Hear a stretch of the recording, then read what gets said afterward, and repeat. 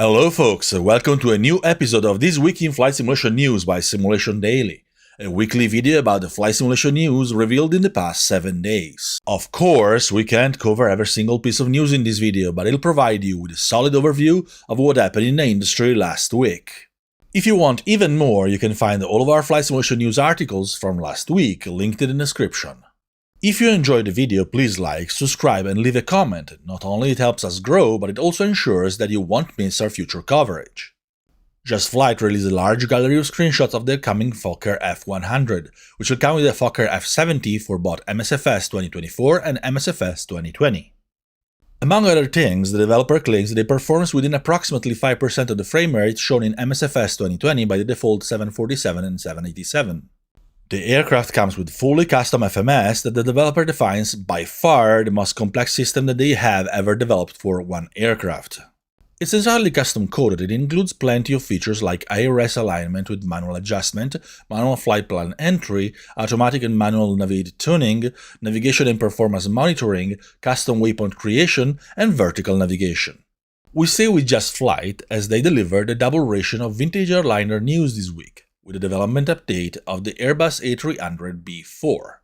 If you're wondering, this is the older version of the aircraft which entered service in the late 70s and came before the introduction of the more modern 600 version in the 80s. At the moment, the developers are focusing on the version equipped with an INS, but there will be options for the UNS-1 FMS and TCAS VSI as well. Speaking of which, the artwork for the flight deck is effectively complete. The passenger cabin is nearing completion, and we get to take a look at the exterior for the first time.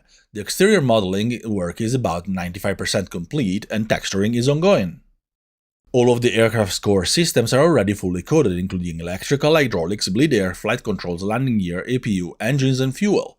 The remaining work is primarily on navigation systems, and it's proceeding well. Cairo released its Cessna 210 Turbo Centurion MSFS 2024's official marketplace for both PC and Xbox. It's priced at $19.99.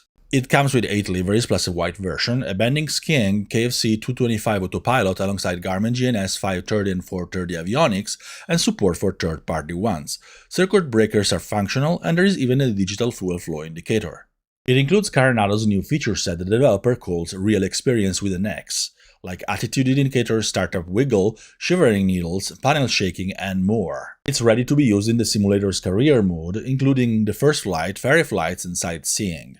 A2A Simulations released the early access version of the Piper PA60 Aerostar 600 for Microsoft Flight Simulator 2024. It's available on the developer's own store for $49.99. While it's called an early access, the developer mentions that the period before full release will be short and focused. The Aerostar is in a very advanced stage of development, which is basically a late beta, with the majority of the systems and features complete. All that's left is final refinement and polish. It includes the developer's proprietary Accu-Sim 2.0 aerodynamics engine, per-cylinder physics-based engine simulation, dynamic ground physics, and more. On the radio and avionics side, it comes with custom Collins microline avionics with AMR 350 audio panel, VHF 251 COM radios, VIR 351 nav receivers, IND 450 DME, ADF 650, and TDR 950 transponder. The GPS options are the default GNS 430W and 530W, the freeware KLN 90B, or the payware PMS GTN 750 and TDS GTN 750XI, which move the Century 4 autopilot. Sim Design Group fully revealed its Cairo International Airport serving the capital of Egypt for MSFS 2020 and MSFS 2024 via a listing on the Orbx Direct website, indicating that it should be out soon. Not only do we get to see plenty of screenshots of the airport, but we also get a list of features including accurately modeled terminal, up-to-date layout, custom night lighting, animated custom jetways, static aircraft, accurate elevation mesh, and more. The package also includes handcrafted landmarks surrounding the airport, including City Center Almaza, the district Wadi Degla Club, and more. Max Dante, developer of Detroit Coleman A. Young International Airport in the United States by Orbx, posted a number of videos showing the models and textures created for the airport, which is currently in development. Dante explains that he focused a lot of effort on the resolution of the textures and the behavior of the materials, and the videos show exactly that. The airport is coming for both MSFS 2020 and MSFS 2024, while we wait for the larger Detroit Metropolitan Airport, which is also in development at Orbx. Pyrig released new screenshots of the upcoming Birmingham airport in the UK for Microsoft Flight Simulator. This time around, we get to see part of the terminal and the jetway, and the detail is as usual really impressive. When asked if the release is very far away, the Ukrainian developer responded, "Nope, quite the opposite," which is likely an indication that we're getting really close. Fly to High released Tulsa International Airport in Oklahoma, United States for both MSFS 2024 and MSFS 2020.